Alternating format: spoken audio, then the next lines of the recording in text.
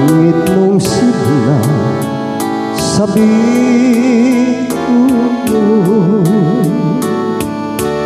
sama sa imong